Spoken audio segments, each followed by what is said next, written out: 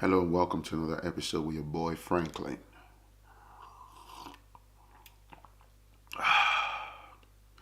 It's always good to start off with a cup of coffee. Right. This one, story time. It's basically about an email from one of the subscribers. Um, a bit different, but I'm not afraid to talk about it. So basically, this is about a woman who is married, currently married, with two children. She lives here in the UK. She is Nigerian by roots and married to a Nigerian man. So, anyway, long story short, after years of being married to this man for more than a decade, she basically just found out that her husband is gay in the sense that he's been seeing some, basically been having an affair with, some other men and stuff like that. So she pretty much just uncovered some shocking details and stuff. So the email, I must say, very lengthy. I took my time to read it, but there's some details that I really don't want to throw into the public domain. But I'm just going to share my view. You see, first of all, I empathize with you, with the woman, basically, because it's not a joke for you to be meet a man, fall in love with a man, get married, start raising a family, and then, somebody you're hoping to spend the rest of your life with, and then you find out that they're not who you believe them to be. They have a completely different life in the background. It's a waste of your time. It's an absolute abuse of your emotions and, a whole lot of things. That in itself will or might have a devastating effect on your children and so many other things. So I do not take this for granted. But I was going to use this to address, a few things. And then a particular question that this woman asked me. First of all, I'd like to say this is from my own observation and my own knowledge. In Africa, and I narrow it down to Nigeria, for example. For those of you that know, like being gay in Nigeria is prohibited. It's against a certain part of Nigerian constitution and all that. Personally, I think it's one of the most hypocritical things I've ever witnessed or been aware of in my life since being an adult. Because as far as I'm concerned, there's a huge number of people in Nigeria who, on the down low, are gay men. They have gay partners. There are a huge number of people. In fact, there's a rising number of people, let me say, that are lesbians and, they're in gay relationships, sorry. And, but even people in power, top politicians and stuff like that, powerful men and women in the society. And this has been going on for years. This has been like a part of life before I was even thought of. But we live in a hypocritical environment where people in the down low, they do a lot of things. And if somebody comes out publicly in Nigeria, let me put it quite simply, and say I'm gay, you're more than likely going to get killed, which shouldn't be so. It's a blatant infringement on the person's human rights. I don't think anyone is entitled to take anybody's life or even lay a finger on them just because they are different from you. But here's the deal.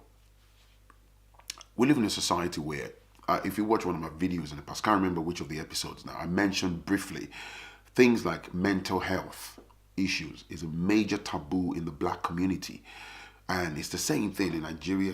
People see issue of mental health, instead of us to educate ourselves, find a way to deal with it, we see it as a taboo. So if you've got a child or a member of your family who's dealing with mental health problem can come from various, reasons, but they would rather hide that person in the back room, not talk about it. There are so many black men that are dealing with it, so many black women that are dealing with mental health issues, but you're not allowed to talk about them. You can't even talk about them because it's a taboo.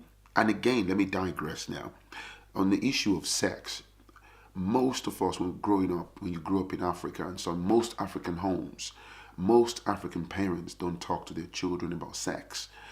When you reach like teenage years, that age when mom and dad needs to sit with you and talk about the implications of having unprotected sex, or perhaps they notice about something about the sexuality of a child and stuff to educate you in the best possible way, when going into the world.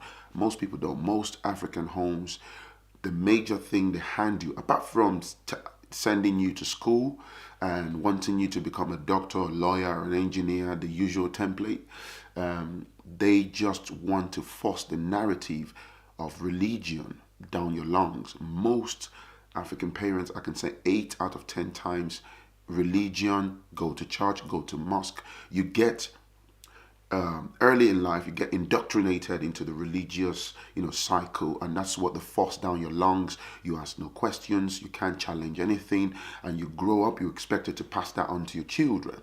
And this is having adverse effects in our society.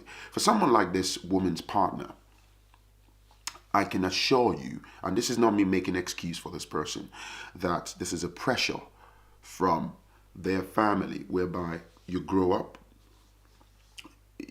This guy might have had some experiences coming up, who knows? Might be deeply rooted in trauma, who knows? But might feel sometimes. So basically, because a gay person, a gay man, is somebody who's not attracted to females. For whatever reasons, that's none of my business. But in the simplest form, okay? That person might have been, more than likely would have been under pressure from their family. Go and bring a wife, you must go and marry a woman, this and this and this. And because you have to make your parents happy, you go and join yourself with a woman, but deep down inside, you're not fulfilled. So what that translates to is you waste someone else's time, you shatter and destroy their emotions, you create children that you're really unable to mentally cope with. Because if you're gay, you have no business laying with a woman and presenting yourself as heterosexual, if that makes sense. And like I say, man, it's a major, major, major problem.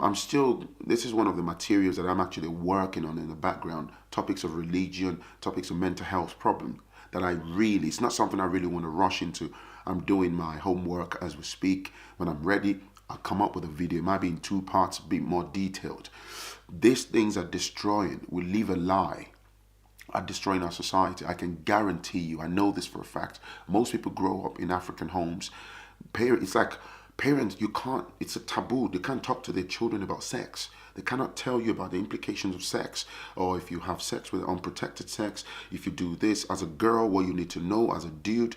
And then a lot of people just go into life and you're like a deer in front of a traffic trial by error. People just make horrible decisions about life. Some girls might just get pregnant because they are ill-informed, and that will have adverse effects in their lives and going forward. The same thing with guys, just become baby daddies like that. And then the only thing most of these African parents give to you is religion, some book that's passed on to us by certain type of people as we know it.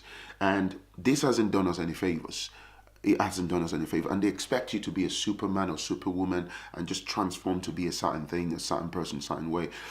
This woman, I felt the pain and agony in reading her email. The only thing I'm going to say to you, you said, according to you, you're still married to this woman, to this man. Definitely divorce is inevitable. It's very bad that he has made you believe in him as someone else for so long, and you found out with evidences that he's having an affair. And I actually empathize with the man, because I can tell you, if you get to the bottom of this is somebody from an African home whereby he dare not tell his parents that he's gay. He dare not.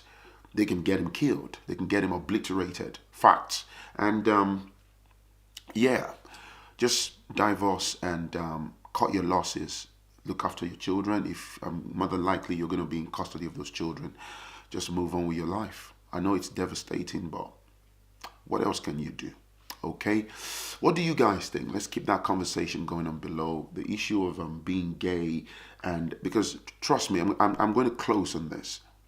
The truth about life is, and this is regardless of whatever religious inclination, whatever you believe in, who you worship, whatever things you are inclined to in terms of religion. I'm talking about life.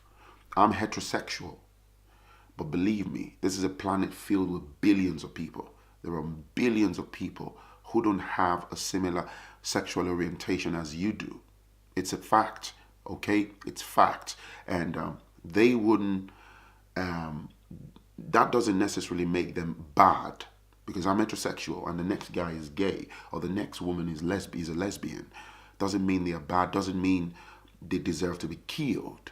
Nah.